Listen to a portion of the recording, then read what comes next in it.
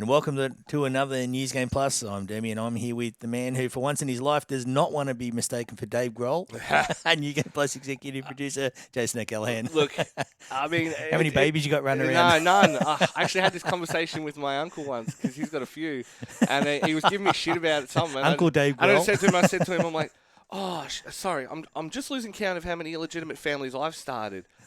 Oh, wait, am I on zero? Am I really on zero? And you're on how many? He didn't like that. We've gone somewhere there. But, I found it weird there when I was getting excited about that. And I thought, do we forget that groupies exist? Because I reckon guys like Mick Jagger who got 10,000. I mean, but he marries them for 2 years, gets them pregnant, leaves them. Like, you know, I think he has like 10 or 12 legitimate children. I think they inhabit a different world to. Yeah. I was going to say a different world to podcasters because actually when you get into streaming and podcasting, they do things different. Look, if you like, of all the things you could get Dave Grohl for, like his concerns with his wife is kind of his business.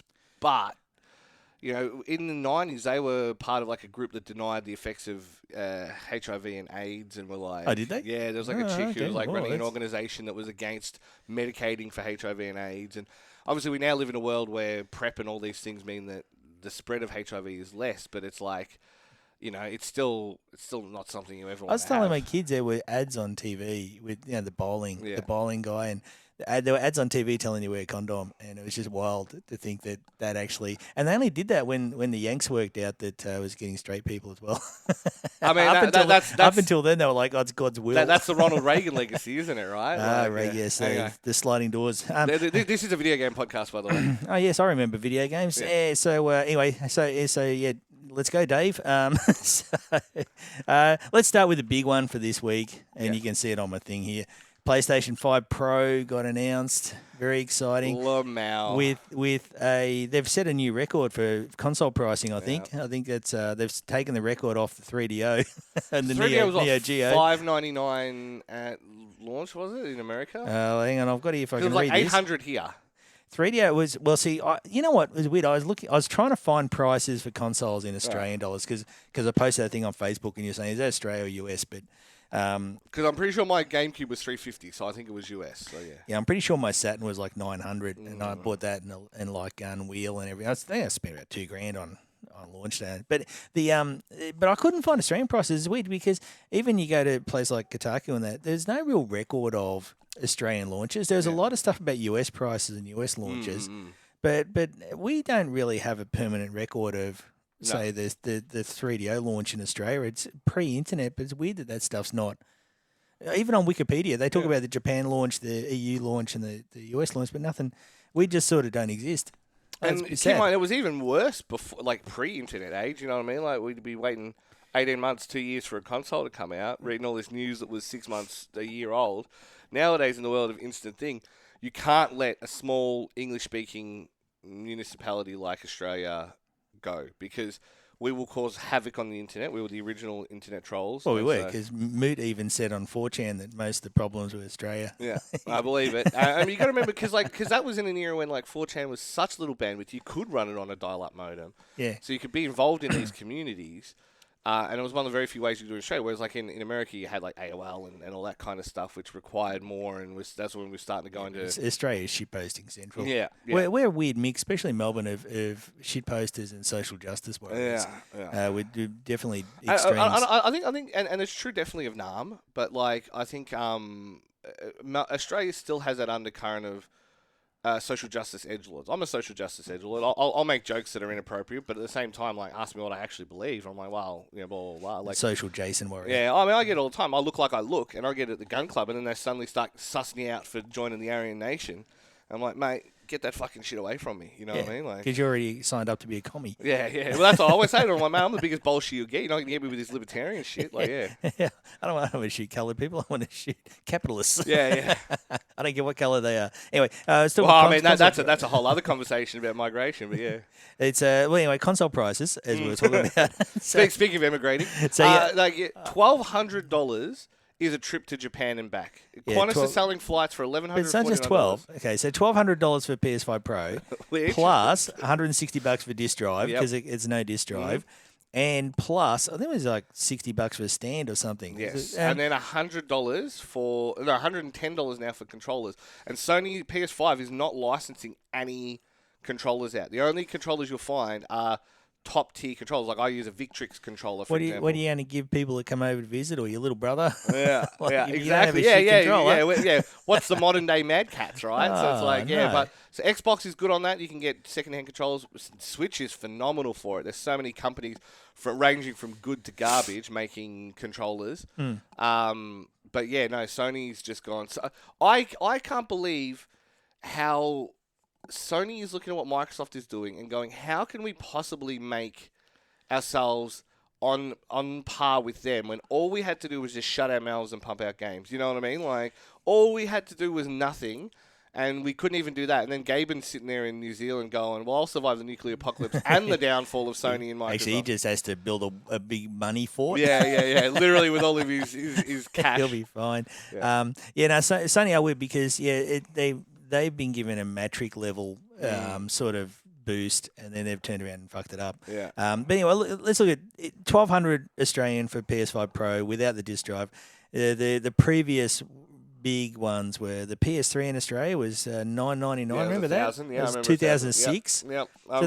So that was when I was doing level 3 with Jamie. Because the only reason we could review PS3 games was because Jamie could afford $1,000. This isn't Galea. This is old Jamie. Oh, I was going to say Jamie McDonald. And the only reason we could review PS3 games was because he was one of the very few people who bought a PS3 in Australia.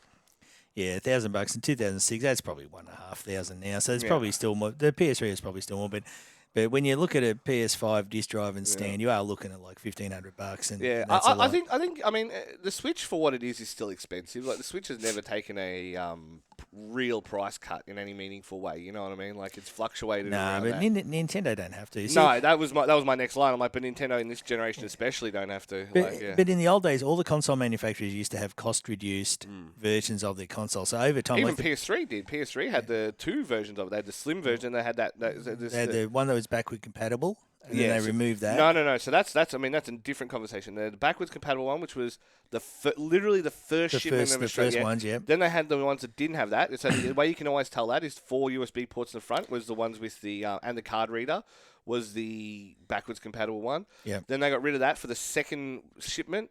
And then they went to the slims, which were a small version. And then they had those weird like slide ones. I don't know if you remember them. They had like this. The disk drive didn't even have like a motor. You literally just slid it out. Did you? Yeah. Oh, really? Yeah. So like I forget what they were called, but they were called repairs. Well, they were the last gen. That. They were the last gen. They were one of the more reliable ones because really? they didn't have any moving parts. I mean, the thing with it is I mean, it's a bit of a tangent, but it's PS3. Yellow Light of Death. Look up Yellow Light of Death. And granted, it wasn't Xbox Red Ring of Death level.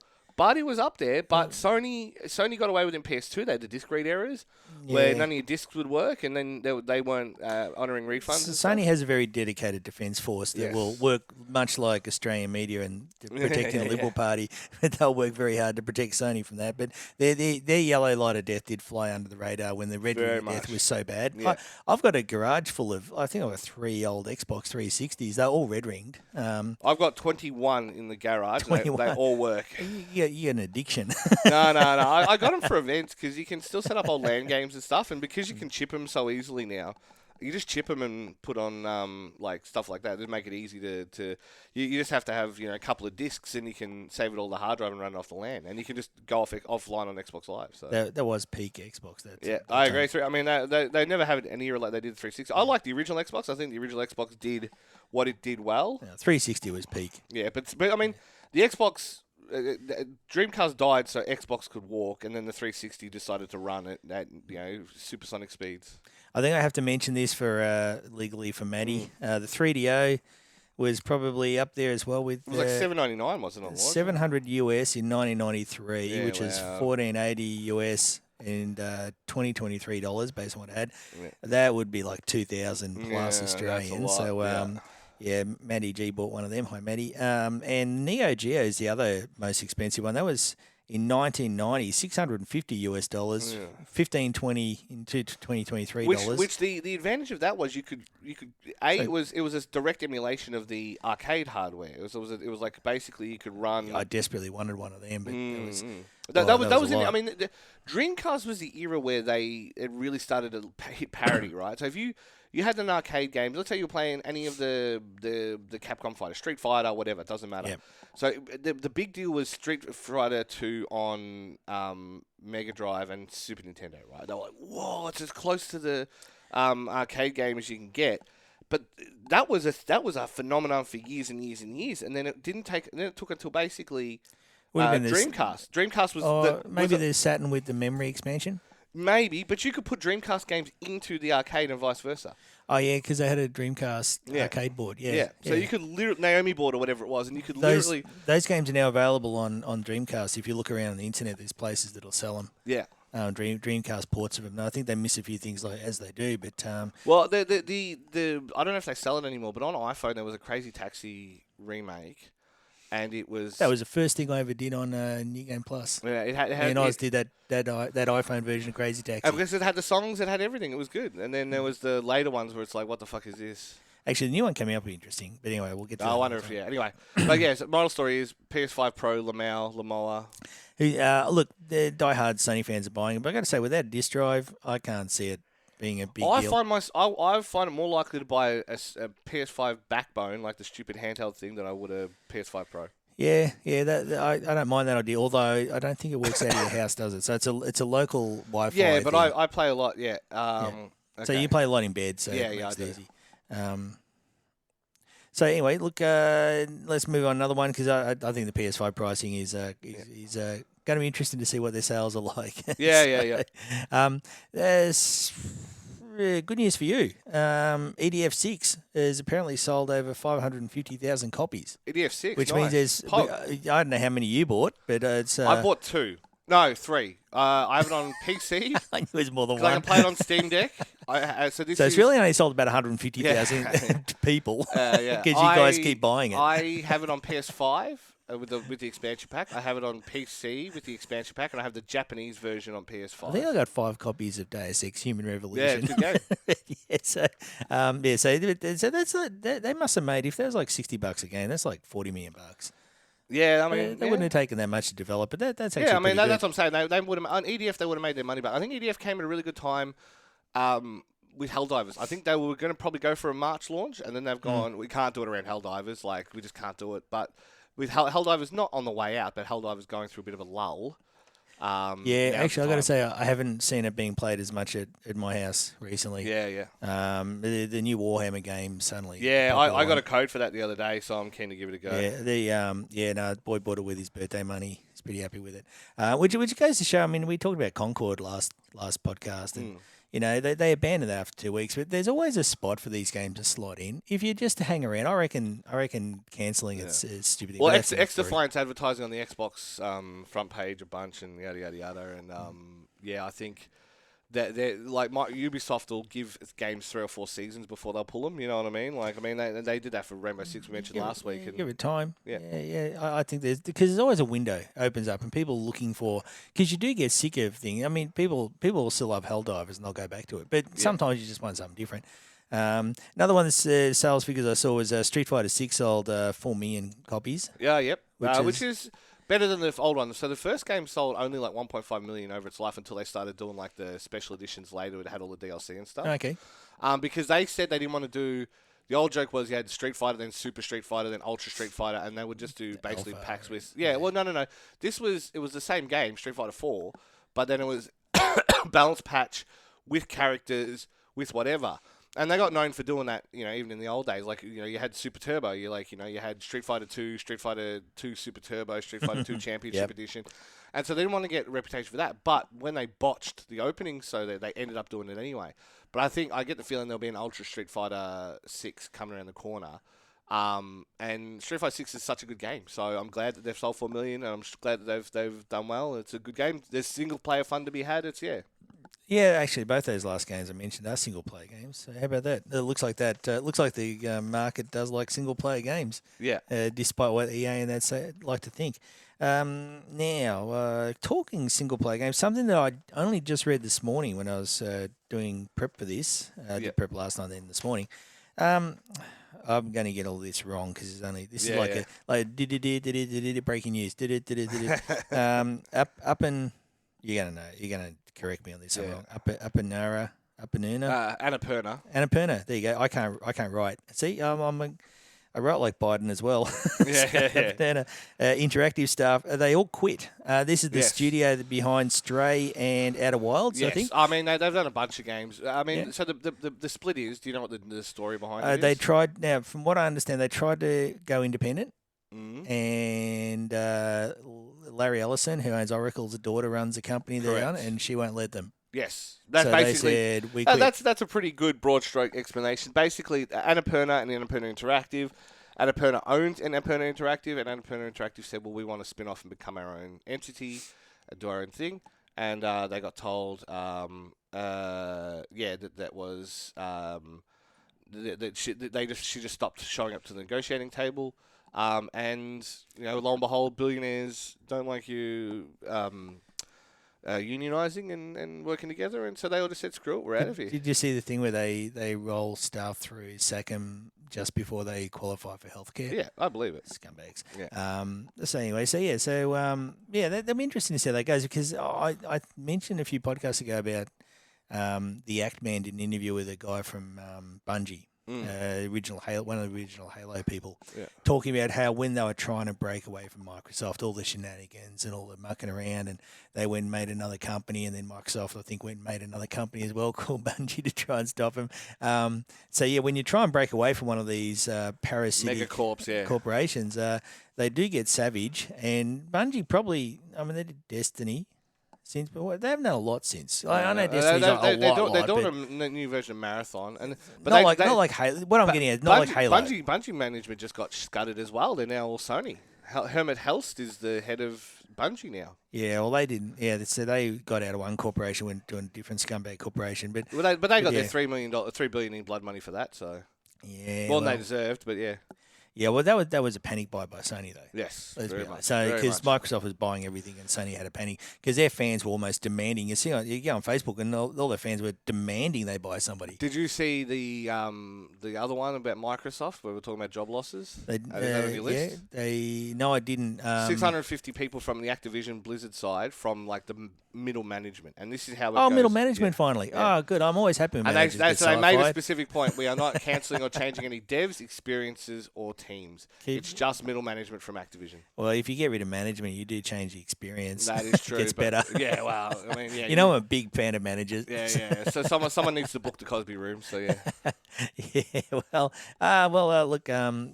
Look.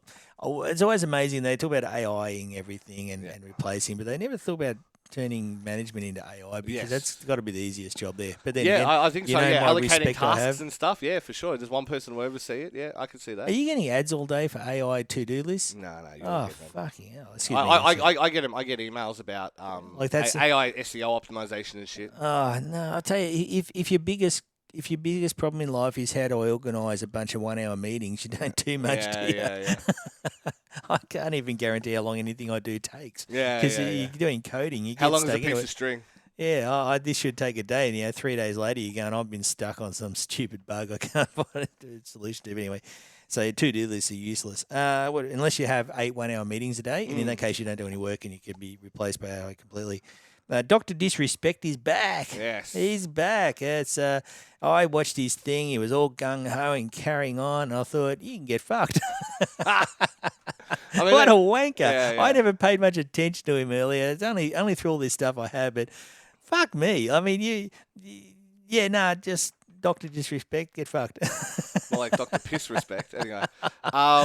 He's so gung-ho and tough. It's like, I get he's 6'8" and that, but sometimes you look at guys and go, give me a crack. Yeah, what a wanker. It's always been the character. That's always been the character of Dr. Disrespect, but I'm not convinced this is the time to do the character. Do you know what I mean? No, he's talking tough, and it's pretty clear that what's said pretty clear the age range of the girl and everything that's come out of all that. But so, like, but I mean, to circle back to that conversation from two podcasts ago, yeah. that my issue has always been the watering down of language. And if you accuse him of pedophilia, then you are It's underage. pushing- It's underage more than pedophilia. Well, but it's also he explicitly said there wasn't any sexual advances or anything that made.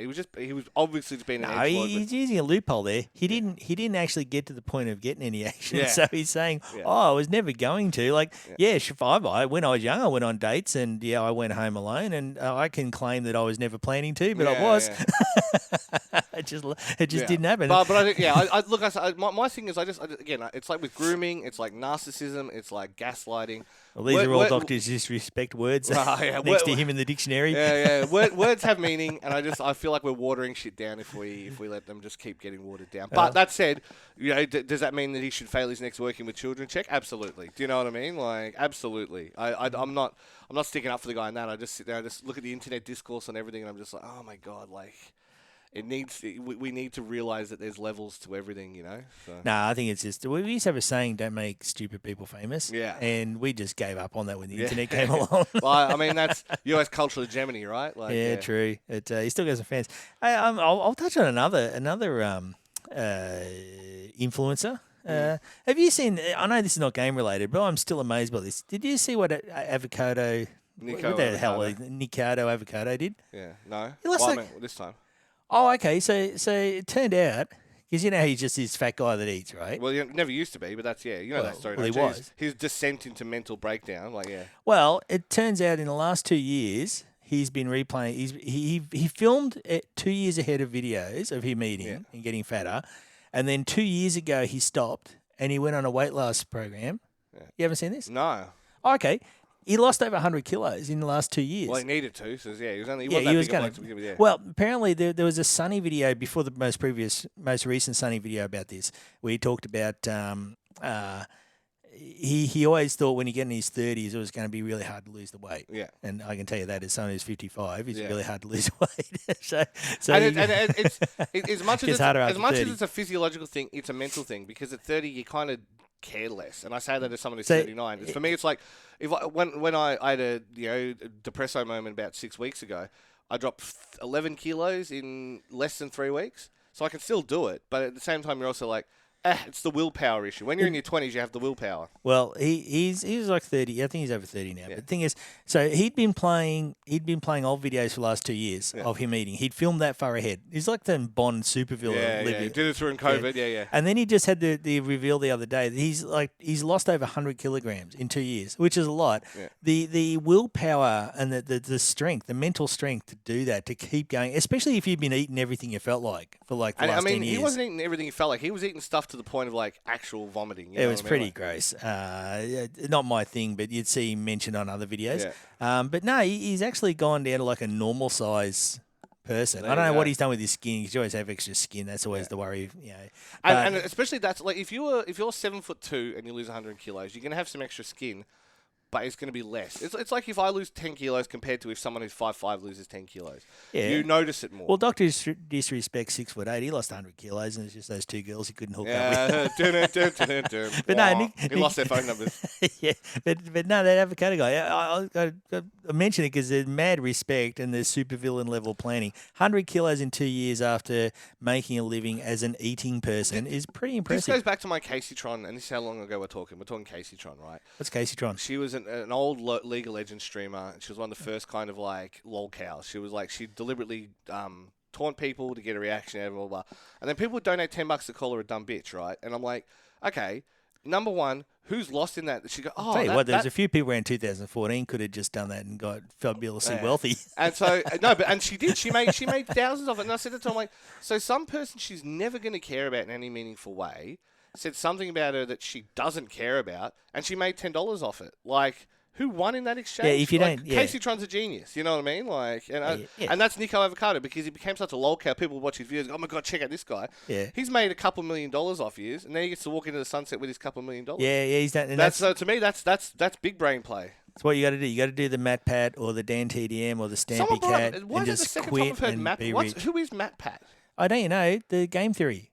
That's just a theory. That's because I love Diet Coke, and someone said because the other day someone goes, "Oh, such and such is the Diet Coke of something else." I'm like, "Don't fucking slander Diet Coke. Diet Coke's the best." Like, and they're like, "Oh, thanks, Matt Pat," and I'm like, now we're being "I don't know what that mad. is." I don't know. I don't know what that's got to do with Matt Pat, but my kids loved him. But he did the game theory stuff, right? But he just quit. A little while ago, and this Steve, if you in his avocados, he was making millions of dollars a year. Yeah, if you work out what on his video views and it, he just walked off with he's lost 100 kilo in 2 years. I don't know how. It'd be interesting to see how because that's a shitload of work. There's going to be some surgery there to get that some of that sure. Ozempic or whatever. A few people are guessing, but either way, 100 kilos in 2 years, and it also goes to show all those other. Fat influencers, you're full of shit. Your test holidays and that. I'm just born this way. Nikocado Avocado just made you all look stupid.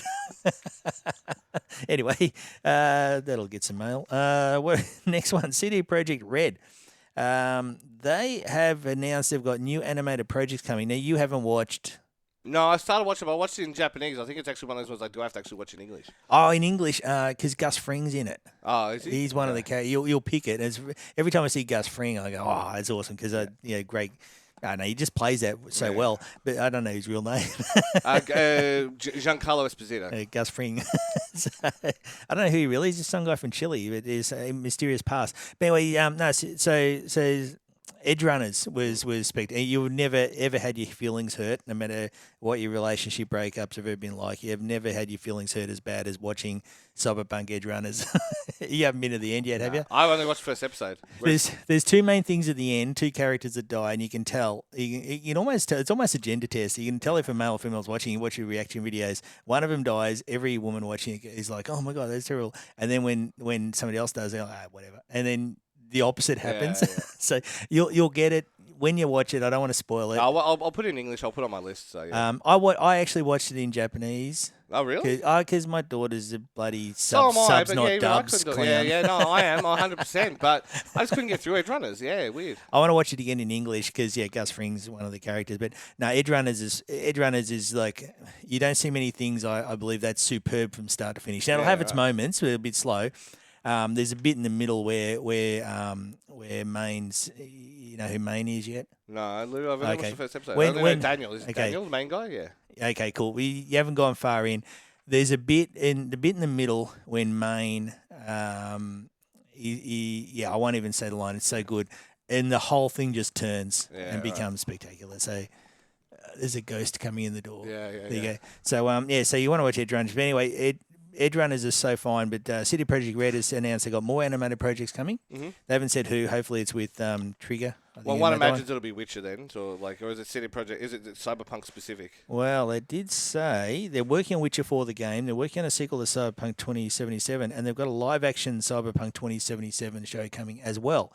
And the live-action is coming from anonymous content. Yeah, right. They've made a bunch of things I didn't recognise, but they made the Revenant. You know, the one with the bear attacking DiCaprio, because DiCaprio told the bear that now the bear's 26 years old. He's not interested anymore.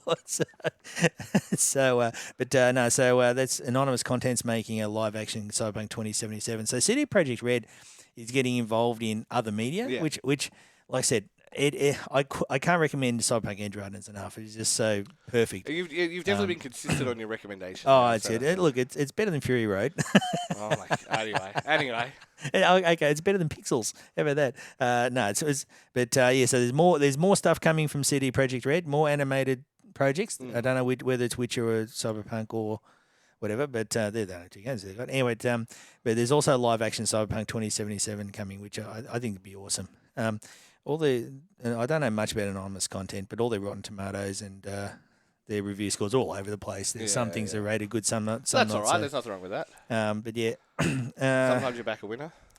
What's another one I got? R-Type Tactics has been delayed now, and nobody's going to care about that except I'm old and I've got no reflexes, so I love turn-based games. Even Metal Slug is doing a turn-based tactics game now. Oh, really? Yeah. Oh, I love Metal Slug. I've got it on my phone, yeah. I'm not good at Metal Slug because that does need some reflexes. But I'm an old Neo Geo tragic, so yeah. But R-Type Taxi has been delayed. I gotta be honest, I dug it out on my PSP to have a look, and I said, I remember this game, and a lot of fun. Turn-based R-Type, which is some people are gonna go, what the hell? But it's just turn-based R-Type. It's fantastic. I mean, like, there's so many, everything's a tactical RPG now, which I'm fine with because most of them usually are entertaining enough for me. Like, I finished SteamWorld Heist 2, and that was as opposed to like a grid-based one. Yeah, all the SteamWorld games are pretty good. Yeah. Different. They're all different. They're There's all a different, wide variety in correct. the family. Yeah. It's really so cool. they've got the only ones that have got sequels are Dig and Heist from memory, but they've got a card builder. They've got a world builder. Dig is like a digging game. You literally just like it's almost like Mr. Driller kind of thing. And then you've got well, I guess it's a sideways Minecraft, but then you've also got SteamWorld Heist, which is tactical, but it uses ricochets and stuff, so it's on a 2D plane. So you shoot your gun and it ricochets off, so you can actually hit shots that you wouldn't normally hit because you're ricocheting off the walls and stuff.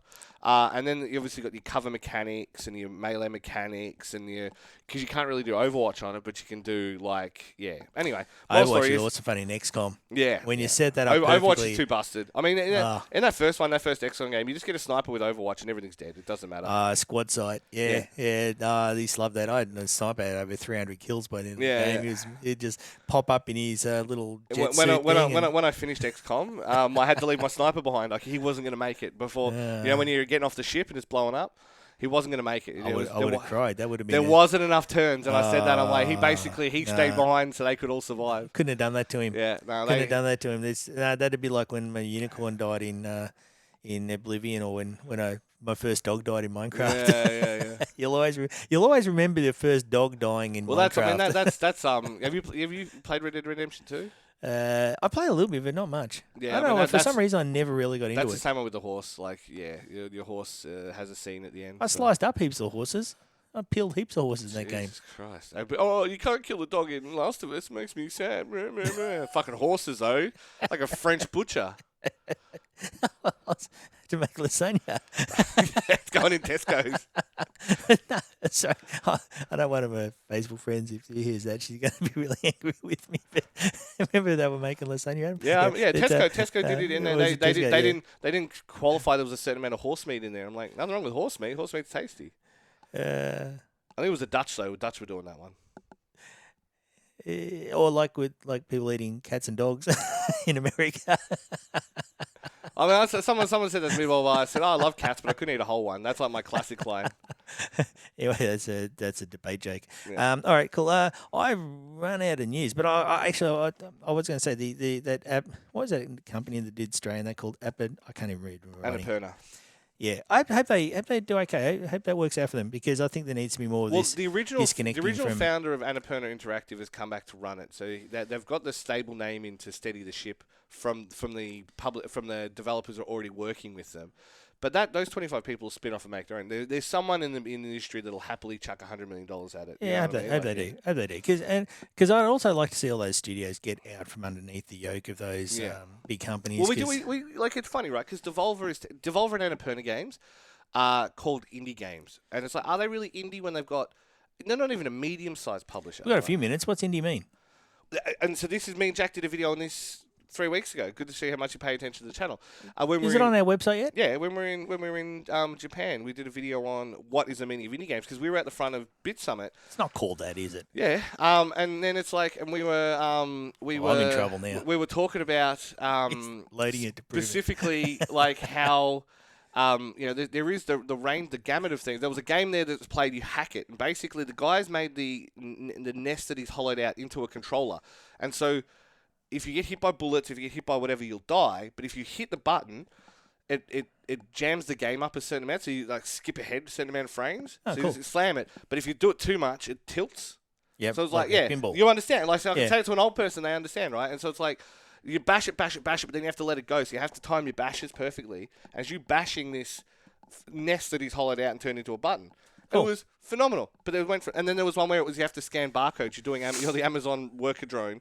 Yep. And then you've got a shooter where you've got to like scan the items, and then he opens his hand, and then you scan the barcode in his hand, and he dies, right? Okay. So it's like stuff like so. It was fun stuff like that, right through to PlayStation, Devolver, Nintendo, New Blood, all these big and small publishers. So it's like, at what point does it stop being indie? Is indie an aesthetic? Is it a vibe? Is it Marbo? Like, you know what I mean? Like, is it funding? One wonders, right? Because really, all the big companies like Microsoft they're kind of just banks now. Yeah. And they act like banks because banks are assholes. Yeah. So yeah. But so just that's always been one of those questions where me and Jack did a video on it, and it was basically we did 2 videos in thing. One was just discussing all the games we played, and one was discussing indies as a concept. I'm glad I managed the website and I put them on the website. Well, I was just looking then. I'm like, why isn't the podcast in the Discord? But that's all right. Like, we know the answer to that. So,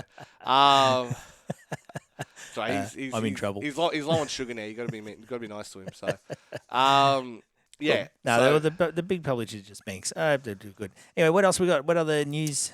The only thing I would say is I've run out. Tokyo Game Show coming up, which I'm looking forward to again as always. Yes, it's that time of the year. So am I smuggling? No, your boy's got uni. Yeah, it's so school. Yeah, he's got exams. He'd love to go. He got over again. last year, so yeah. Yeah, no, he was pretty excited last year. I remember he walked in and that wall of sound that hit you. Yeah. I could see the look on his face. It was like, and then he's insisted on going on a public day, which is just murder, death, kill. I tell you what, it's an amazing experience, Tokyo Game Show. It's good, and it's good to see a culture that loves their games because they're very proud of what they did, and which they should be. But here, it's like if it's not footy, it's like wrong in Melbourne, and it's wonderful to see how Japan treats their games. So like obviously Monster Hunters on show there. I've got a confirmed session for both Monster Hunter missions, which I'm very much looking forward to. You chase that around every show, but yeah. I fucking know I did. That's your pilgrimage. Yeah, You're not really going to TGS. I had EDF 6 last year as well, like because they were doing the English one, so I was like, so I played a bit of that, and they always have the big EDF robot there and stuff like that. So I love TGS, and I got a few other cool things going on there at the same time. So yeah, it should be good. Cool, a little bit of work on that. Nice. So.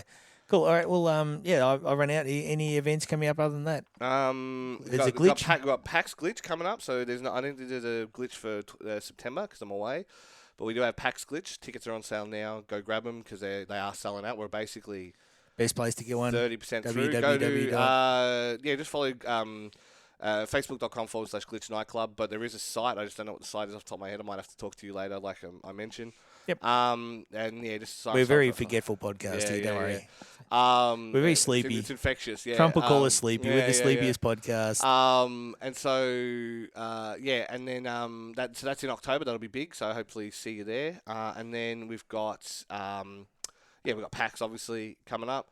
And then a couple of small ones in November, CWC in December, so plenty of cool stuff in our sphere that we're involved with. And obviously on the week of PAX as well. If you don't get PAX tickets, in Acme we're doing big games night out on the Thursday beforehand. I believe that there's going to be an extension of that as well, so watch that space. And Acme is ACMI, yes, the Australian not for the Moving the Image cartoon style thing. Well, if you get an anvil dropped on your head at Fed Square, you've just been unlucky, unfortunately. It'll be a Minecraft one.